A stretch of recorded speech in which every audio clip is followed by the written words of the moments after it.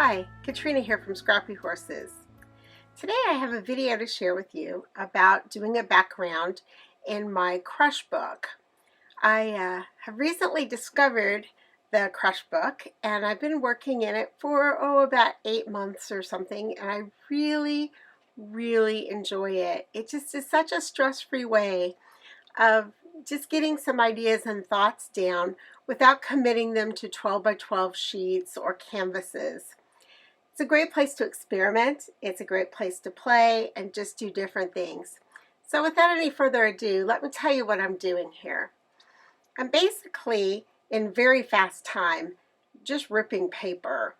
I'm ripping it into strips of just various lengths and widths. And I have this going at a pretty good clip for you because I know you all know how to rip paper. But I did rip a pretty good variety of pieces. I wasn't quite sure how much I would need, so I just ripped to my heart's content. Before ripping all these strips, I had actually chosen the pages I wanted to use in my crush book. Now, my crush book is from Close to My Heart, and they don't even carry them anymore, which is too bad because I really enjoy working in mine. But they all have textures already on them or colors.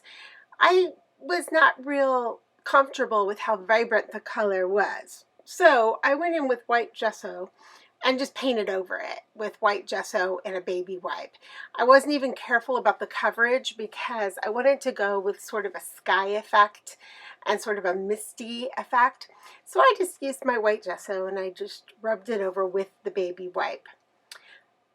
I did that before I tore the paper so that my page would be dry, and it was. They were dry and ready, and then I could take my matte gel and I could start gluing in my little pieces of scrap paper.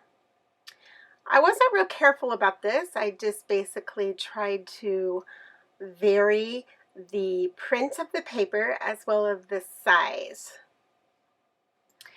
I set that aside to dry and decided I wanted to frame out my picture that I was going to use. You'll note that I have a piece of scrap paper with the word photo on it.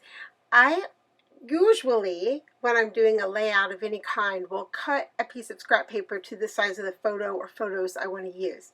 I do this because invariably I mess up my photos every time before I get them glued in place.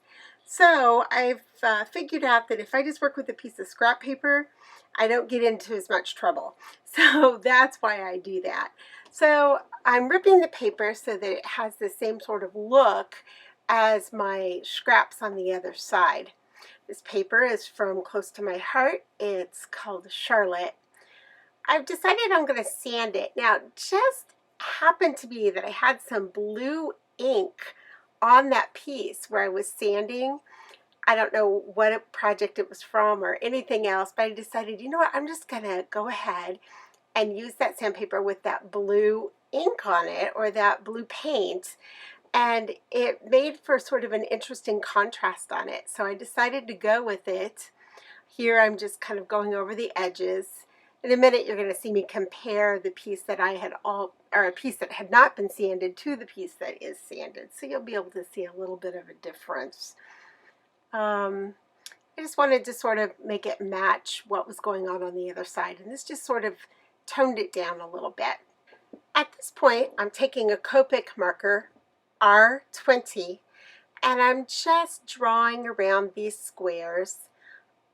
Sort of gives it a finished look and adds a little dimension. I'm ready to continue on to my left page and do some background work for my photograph. So I've cut some wings, and I decided that I was just going to use the piece of cardstock that I cut the wings as a sort of stencil to stencil wings on that left page. The whole page is basically based on the song Angels by Robbie Williams. This layout was created for Scrap It With a Song. Scrap It With a Song is a challenge where you get a choice of a couple of different songs and then you create something based on the song that you choose. So I was asked to be a guest designer there, and that's how this particular piece came about. Here I'm inking up some more wings that are going to go on the right hand page of this layout.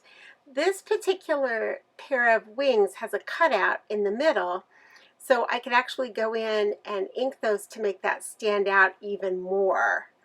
After finishing inking the tops of these wings, I will move on to the background piece, and I'm just using a little bit of Whisper or Slate ink over this Whisper cardstock, and this will just be my background for the top layer of the wings. I continue by inking my horses. You'll note that the smaller the horses get, the whiter they get.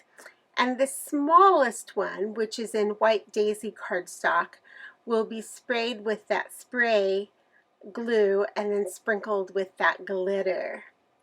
Now this little pony has no wings yet, and he is in the darkest color of gray that I used, and I just inked around with a little bit of Whisper ink just to finish him off and give him a little darkness around his edges.